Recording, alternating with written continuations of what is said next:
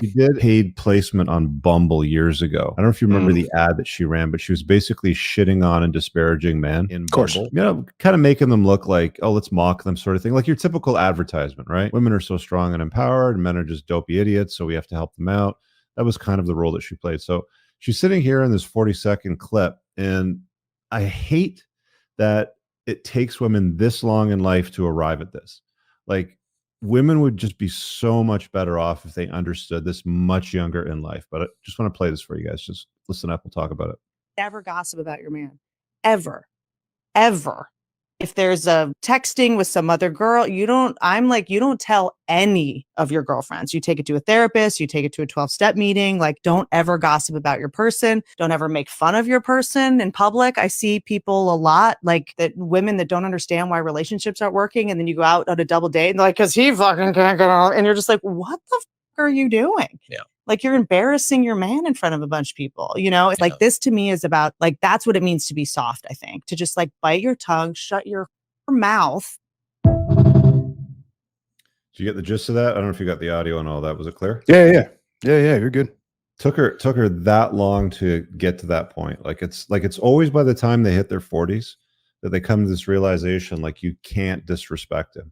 If you start to disrespect a guy, it is the clock that will count down to the end of that relationship. Contempt is a clock that will count down to the end of that, because you'll just get fed up with your shit.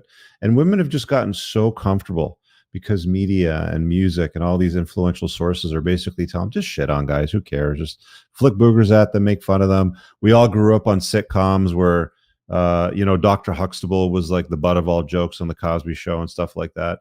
You guys understand what I'm talking about. But finally, it's when they get to this age, and they usually become a mother too. I think she just had a kid, by the way, if I understand it correctly. But when they get to that point, that's when they're like, yeah, you can't do that to guys. It's just not good. Yeah, she just had a kid like a year ago, but it doesn't say who with. It doesn't say if they're still together. So, I mean, who knows? My guess is single mom. But yeah, I mean, but I'll take it a step further. Like, you don't need to talk about that with anybody. Your girl doesn't need to be going to therapy. You don't need to be talking to a clinician about it. Like, keep that stuff in the family. Like, there's nothing that you need to go outside of the relationship to talk about. I don't see any reason where you need to air any sort of laundry, or you need to air any sort of issues out to anybody that's not your husband or guy or whatever. It just doesn't do anybody any good, because especially somebody who's a therapist, they have incentive. They're incentivized to keep you coming back. They don't want to help you fix your problem. They don't want to help you solve it. And if anything, we know about if we know anything about the majority of people in therapy, the majority of therapists are liberal women. So, I mean, what's more like, we know what the way they lean. I mean, in all likelihood, they're going to be giving you some dog shit advice. So there's really no reason to talk to anybody outside of your relationship about your relationship. There's just no reason for it. Yeah. Let me just share a quick story about therapy. Because whenever I meet somebody new that knows me or is, referred in by somebody else, like a friend of a friend or a guy in the community sort of thing, the first thing they'll immediately do is tell me their story. They read the book, they saw some video on my channel, and they've got like a story to share. And I always want to hear it. It's always very interesting.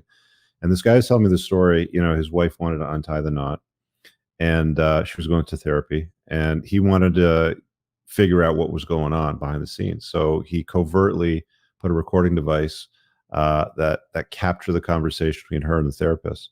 And what he heard was unbelievable. Zero support for, the relationship. When she makes the announcement, I can't do it anymore. It's not, I want to get out, sort of thing. The grass has got to be greener somewhere else, blah, blah, blah.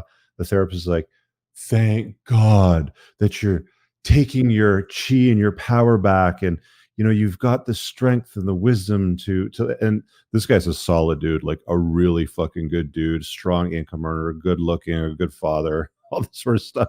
Therapy, you send her to therapy, you're fucked.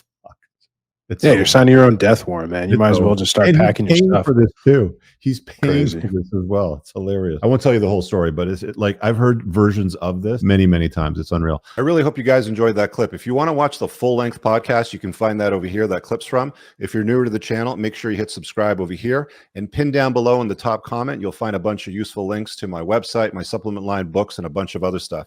Have an amazing day. Peace out.